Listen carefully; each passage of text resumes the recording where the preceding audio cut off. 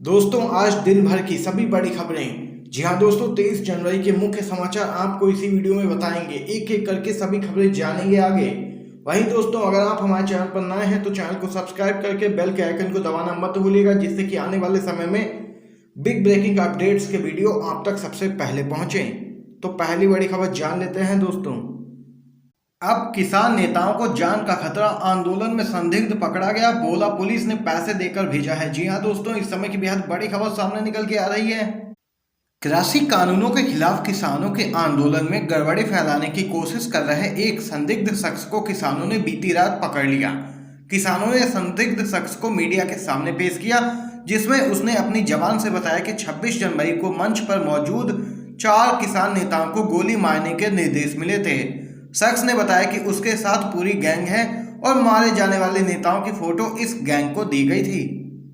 Media के सामने पूरा प्लान उगलते हुए शख्स ने बताया कि योजना है कि 26 जनवरी को रैली के शुरू होते ही सबसे पहले पुलिस की वर्दी में शामिल गैंग के साथ ही हवा में फायरिंग करेंगे। उसके बाद किसानों की भीड़ में शामिल गैंग के दूसरे सदस्य पुलिस की तरफ फायरिंग करेंगे, जिससे लगे कि किसानों ने पुलिस पर फायरिंग की है। इसी दौरान मंच पर मौजूद 4 किसान नेताओं को निशाना बनाकर गोली मारी जाएगी।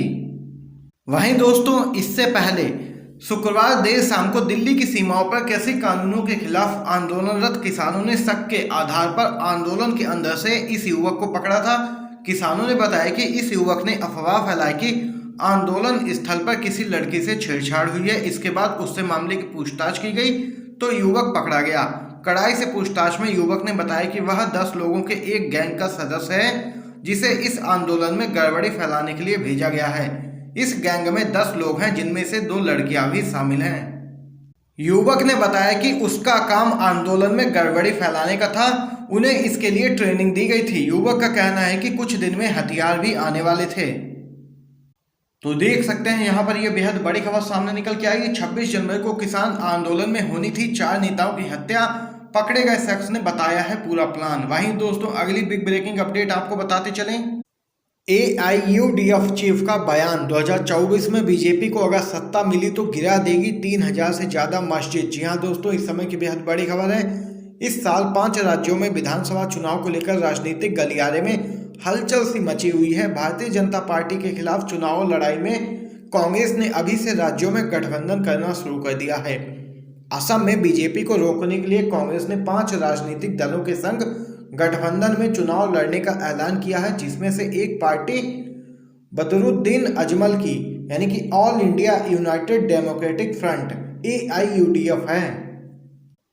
कांग्रेस के साथ गठबंधन के चीफ बदरुद्दीन अजमल ने केंद्र सरकार और बीजेपी पर हमला बोला है। All India United democratic front के प्रमुख और लोकसभा सांसद ने हाल ही में केंद्र सरकार पर निशाना साधते हुए फिर से एक बयान दिया है। उन्होंने कहा कि अगर 2024 में बीजेपी फिर से सत्ता में आती है तो वह देश के 3500 मस्जिदों को ध्वस्त कर देगी। उन्होंने दावा किया कि भाजपा ने अभी से देश भर की 3500 मस्जिदों की लिस्ट भी बना ली है, जिसे 2024 के आम चुनावों में सरकार बनने के बाद गिरा दिया जाएगा। तो यहाँ पर यह बेहद बड़ी खबर दोस्तों आप लोगों ने जानी है। चलिए दोस्तों, अगली बिग ब्रेकिंग अपडेट भी जान लेते हैं। कांग्रेस पार्टी को जून में मिलेगा नया पार्टी अध्यक्ष, 15 से 30 मई के बीच होंगे संगठन के चुनाव। जी हां दोस्तों, कांग्रेस पार्टी में अध्यक्ष सहित संगठन के अन्य पदों के चुनाव 15 से 30 मई के बीच कराए जाएंगे। वीडियो कॉन्फ्रेंसिंग के जरिए बुलाई गई कांग्रेस वर्किंग कमेटी की बैठक के बाद पार्टी नेताओं ने यह फैसला किया।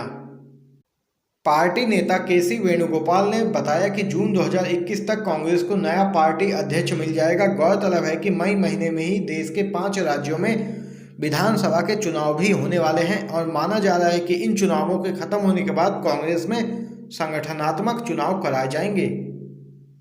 इसके साथ ही कांग्रेस वर्किंग कमेटी की बैठक में फरवरी के अंदर पार्टी के आंतरिक चुनाव कराए जाने की भी संभावना तलाशी गई। तो देख सकते हैं बेहद बड़ी खबर सामने निकल के आई है कांग्रेस पार्टी की तरफ से। जल्द ही पार्टी को मिल जाएगा जून में एक नया अध्यक्ष।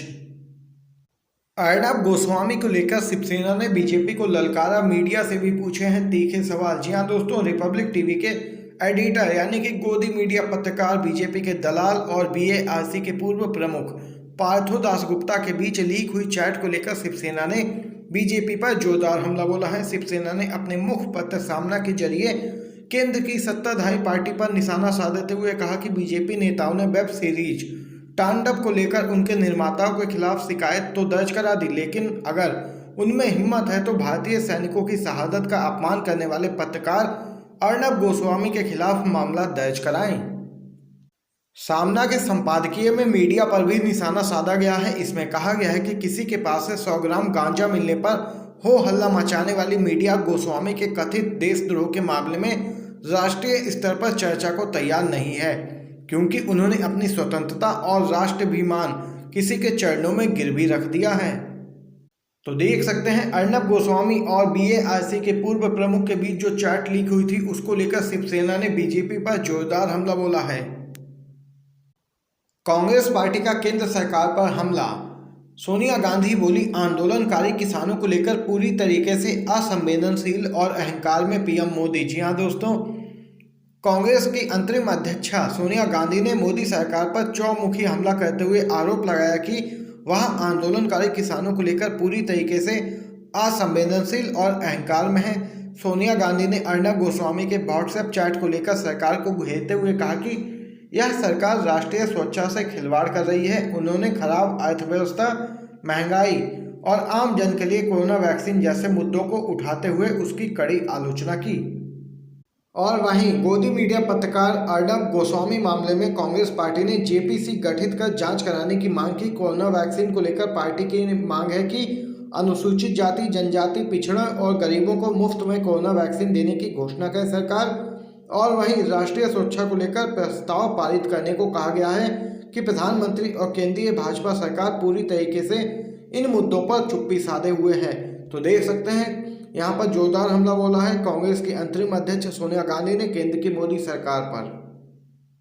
26 जनवरी पर ट्रैक्टर मार्च में अलग अलग राज्यों की झांकी भी निकालेंगे किसान संगठन। जी हाँ दोस्तों, सरकार के 3 कानूनों के खिलाफ हरियाणा, पंजाब और उत्तर प्रदेश के किसान पिछले करीब 2 महीने से दिल्ली की सीमाओं पर विरोध प्रदर्शन कर रहे हैं। किसान संगठनों के नेताओं और केंद्र सरकार के बीच बीते दिन दिल्ली के विज्ञान भवन में जो वार्ता हुई थी वह बेनतीजा रही। उसके बाद आगे की कोई तारीख भी नहीं बताई गई। वहीं किसान संगठनों ने गणतंत्र दिवस के मौके पर देश की राजधानी में ट्रैक्टर मार्च निकालने का ऐलान किया है। वहीं सिंघू बॉर्डर पर किसानों और दिल्ली पुलिस के बीच बैठक हुई और किसान संगठनों ने कहा कि वो ट्रैक्टर परेड जरूर निकालेंगे। इस बीच एक बड़ी खबर यह है कि किसान अपनी अपनी ट्रैक्टर परेड के दौरान अलग अलग राज्यों की झांकी भी निकालेंगे। अर्नब गोस्वामी चैट मामला। सोनिया बोली, देशभक्ति का सर्टिफिकेट देने वाले हुए हैं बेनकाब। जी हाँ दोस्तों, कांग्रेस कार्य समिति की बैठक में पार्टी की अध्यक्ष सोनिया गांधी ने गोदी मीडिया पत्रकार अर्नब गोस्वामी के लीक हुए कथित चैट्स को लेकर मोदी सरकार पर जोरदार हमला बोला है। अर्नब गोस्वामी और बीएआरसी के पूर्व सीईओ पार्थोदास गुप्ता के बीच चैट को लेकर देश भर में सनसनी का माहौल है और इसी मुद्दे को लेकर कांग्रेस पार्टी ने केंद्र की मोदी सरकार को घेरा है। सोनिया गांधी ने कहा कि यह बहुत बड़ा मामला है और राष्ट्रीय सुरक्षा के साथ ये समझौता कैसे किया केंद्र की मोदी सरकार ने, और यहाँ पर राष्ट्रीय सुरक्षा से जुड़ी जानकारी एक पत्रकार को किसने लीक की और ये सब किसकी देखरेख में हुआ। कांग्रेस अध्यक्ष ने कहा कि जो लोग दूसरों को देशभक्ति और राष्ट्रवाद का सर्टिफिकेट देते थे वे अब पूरी तरीके से बेनकाब हो चुके हैं। तो देख सकते हैं यहाँ पर यह बड़ी खबर सामने निकल के आई है।